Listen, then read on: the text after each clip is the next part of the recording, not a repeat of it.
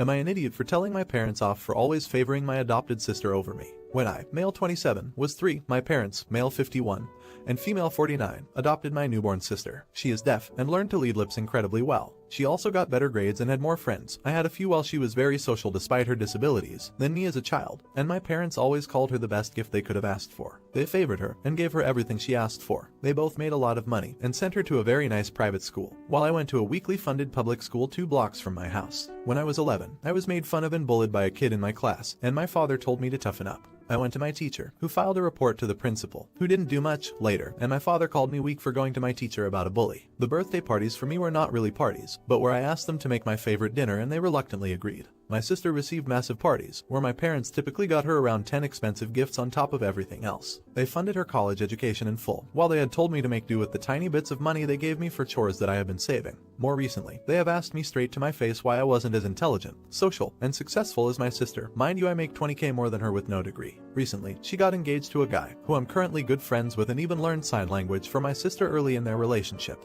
They held a dinner party, where they openly talked about how they wish they had another golden child like my sister. They then asked me why I couldn't be like her. I got up, and asked to talk to them outside. I told them that they were neglectful assholes who never cared about me, and that they were bad parents. I then argued with them further, and they said that they were simply trying to make her feel better about her disability. By the end of the argument, they admitted they never wanted a son, and always wanted a child that would impress people and who would make them look good. I left angrily, and told my best friend about it, who said that it was good that I was stranded with them. However, the rest of my family, excluding my sister, believed that I was an ungrateful, whiny witch who never appreciated what I had. Of course, this is after years of my parents telling them lies and after they told them a twisted version of the conversation. Am I the idiot for losing it to my parents for treating my sister much better than me for years and thinking of me as less than her? Update. I followed the advice of some people in the comments and sent an email to my relatives. I told them they didn't have any proof that I was ungrateful and unappreciative for what I had, except for my parents' word, which wasn't much. I also asked why they never came to a single one of my birthday parties, why I went to a much shittier school, and why I spent so much time in my room when they came to visit, something I really didn't mention in my first post. They wanted me upstairs in my room for about 75% of all visits because they said they were embarrassed by me. I also had my sister vouch for me, saying they only wanted a golden child. About half of them believe me now, some still can't decide who's in the right,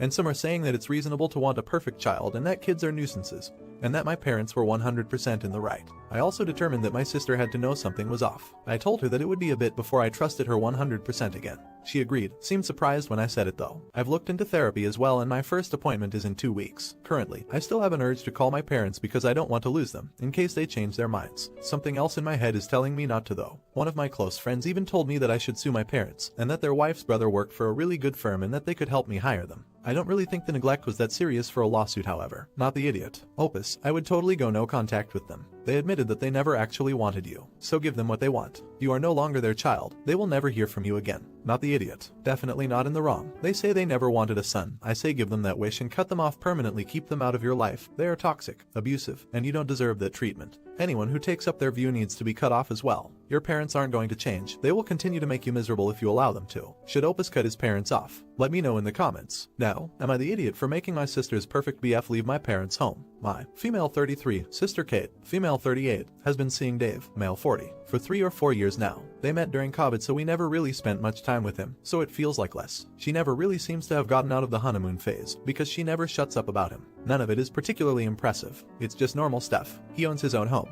He drives a nice car. Her kids like him. It's also basic. My dad and I used to bond over making fun of him. He works in a job from home and my dad always thinks office workers are soft. Over time, Dave has sucked up to my dad. He built Dad a barbecue pit and set up cameras around his house. He did a few home repairs for my parents' house, and now my dad treats him like the son he never had. They go fishing together, which my dad has never shown any interest in before. My husband has gone a few times and says he always feels like a third wheel even though my dad has known him since high school. The incident happened the other day. My daughter, 6 Mo, has been going through a fussy phase. She just cries constantly and won't sleep for more than an hour. My family were having a party and I asked my mother to take the baby because I just wanted a break from the crying 3 inches from my ear, and lie down. I ended up sleeping for 4 hours and came down to find goddamn Dave holding my baby. I quickly took my baby back to feed her and she started crying again after the bottle finished. My mom said to give her to Dave because he was able to soothe her the last time. I said no. I didn't want someone who wasn't family holding her. My mom tried to argue, but it's my choice, and I didn't want him anywhere near her. My mom must have said something to Kate because they left soon after and Kate was glaring at me.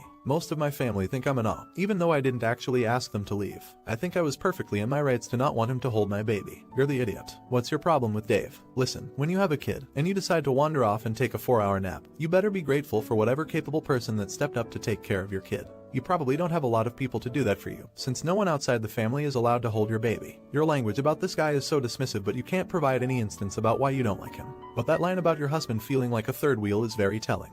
He was probably the golden boy, right? Having known your family since high school. But you don't mention anything your husband has done to help your family. Then Dave comes along, doing favors for your dad, enjoying hobbies with him, and now you're mad that your husband isn't number one anymore. Am I close? Do you think she's jealous? Let me know in the comments. Now, am I an idiot for skipping New Year's Eve at my sister's house because she banned my kids? Last week I hosted Christmas for my family. I, male 33, have 2 years with my wife. Every year it's at my sister, parents, or my house, and it rotates every year. One of us hosts Thanksgiving, Christmas, New Year's. In the last year my sister, who is vocally child-free, got a dog. I love my sister, but we are very much opposites. When I had my kid it changed our relationship a bit. She tolerates, her words, my son. She has never watched him. I've also never asked. My son is present at all family functions. This annoys my sister. My sister has turned into your classic dog mom. World revolves around the dog type. I do not own dogs, and really don't want to be around them. I don't want them in my house. While my sister wanted to bring her dog to Christmas, and I said no. It's well trained and overall okay for a dog. I just didn't want it at my house, or even my yard. She complied and left it alone, but was not happy about it and let me know that several times. The day before New Year's Eve, she told me kids weren't welcome at her house. I was taken back by this and asked why. She just said alcohol would be present. We all drink and family friends also come to this party, and just said it wouldn't be appropriate for a 2-year-old to be present.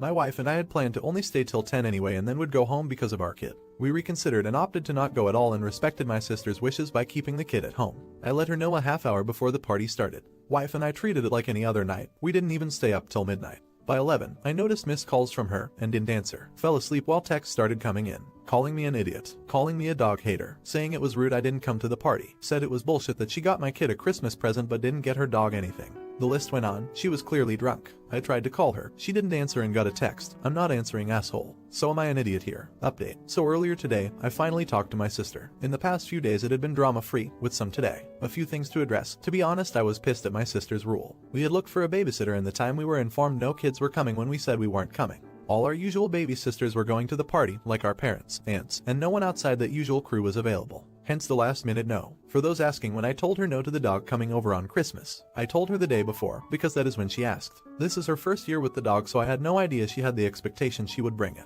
Apparently my mom told her to ask me first instead of just bringing it. She lives 10 minutes away. She's been vocal about not liking kids since she was a late teenager. She is child-free by choice as far as I know. So I got drunk texts because family members were disappointed my kid wasn't there, especially the ones that don't see my son that often. My sister told them she was trying to have no kids at the party. They were surprised by that since my sister has never hosted a party where the kids of the family were not invited. One other family member that has kids ended up having one stay home with their kid. So my sister did communicate this to more than just me. Seems like others weren't happy with her decision. We talked today and she is still mad about Christmas. Told me she wants me to accept her dog as family. I told her it can be family to you, but it isn't going to be family to me. It can be your everything, but it will never be to me. I told her my kid is more important than her dog. I'm not a dog person and will never be, and I just don't want it at my house. Apparently the attention my kid gets from family, including my mom, bothers her. It was clear from the beginning she wasn't going to be an involved aunt to my son, which makes me hurt and sad. But I didn't realize there was this much jealousy. I'm just going to give her space for a while then reach out. Not the idiot. This is sad. Wife and I are child-free, in our early 42nds, and are big-time dog people. But we'd never expect a family to treat our dogs as actual children and buy them gifts, and just allow them in their home without asking first. And while I'd love to live in a world where kids would not be at my home, 95% of my friends have them, and some are even pretty cool, so I learned to deal. I have still never held a baby though. To outright reject a child, especially a niece or nephew, is just cruel. Should she have gone without her kids? Let me know in the comments. Now, am I an idiot for not participating in my sister's funeral? I'm male 16. I live with my dad male 48, and his wife Annabelle female 30, and my half-sister Stacy female 6. At the end of November my cousin also male 16.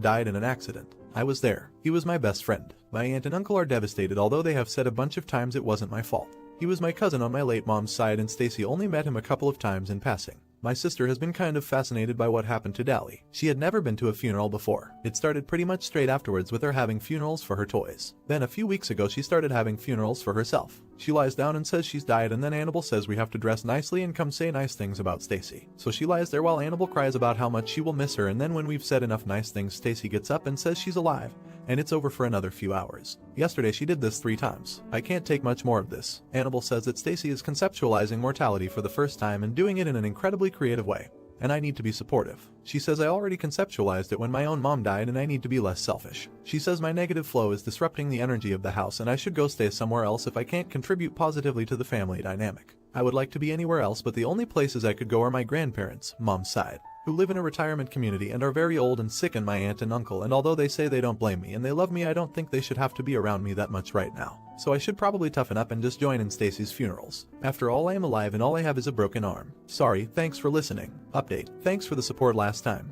I kind of got in a bad spot after my last post and I took off by myself, and I got in a weird headspace where I was trying to talk to my cousin and just thinking of how he'd answer because I knew him really well. Anyway, Annabelle's mom found me. She posted here too, and she took me to her place and got my aunt and uncle. My uncle says that I half lived with them anyway and they wanted me home with them. It's been scary coming here because I feel like my cousin is going to come at any moment, but it's actually easier because my aunt and uncle both loved him too. Plus they actually talk to me so I don't get in my own head as much as I did at my dad's. They've also got me a therapist because they say we all need counseling. Therapist seems nice so far. Things are awkward with my dad. Think he took a lot of crap when Alice, Annabelle's mom, told everyone about what had been happening. He's mad at me because his boss yelled at him and now he thinks he won't get the promotion he was expecting. Annabelle's mommy friend saw my post too and now that's causing her problems. Oops. She wants us to do a guided meditation together to realign our relationship, but I told my uncle no and he agreed. They put Stacy in therapy on advice of her teacher, and the first thing she said was she was only doing the funerals because she wanted to make me sad. I have decided I don't want to see her anymore. I'm okay. I miss my cousin. I think I always will. But I'm with good people and I will go to them for help next time and not strangers because I know that they will listen. TL, doctor. I moved to live with my aunt and uncle and my dad is pissed at it. I'm probably going to be leaving this account now as I need to focus on my real world people. But thanks for all the great advice, especially on how to keep connected to my cousin in a way that is healthy. I have actually noted down some ideas. To clarify, my dad is mad because A, people are mad at him, but also cost when I spoke to him after I took off. He had a whole list of things I was going to have to do before he and Annabelle would let me come home, and I just said no, I'm moving in with my aunt and uncle. We're not in C or anything, but I don't think he will be in my life much now. But I'm not struggling with it the way I would have expected, so it's okay. Not the idiot. Wow, I can't believe a 6-year-old can be so cruel. Annabelle, I'm sorry to say. Sounds nuts, and maybe the feedback she's getting from friends and family will help her change her views on grief, growth, and healing. Also, it's embarrassing that a teacher had to recommend therapy, and not her parents when she started having mock funerals. I'm glad you're getting help, and that you and your aunt and uncle have each other and can hopefully heal together. I'm so sorry for your loss. Not the idiot. It's atrocious that a child was that manipulative at that age. However, if you look at her mother, I imagine you can see partly why. I am so happy you're in a safe and nurturing environment now.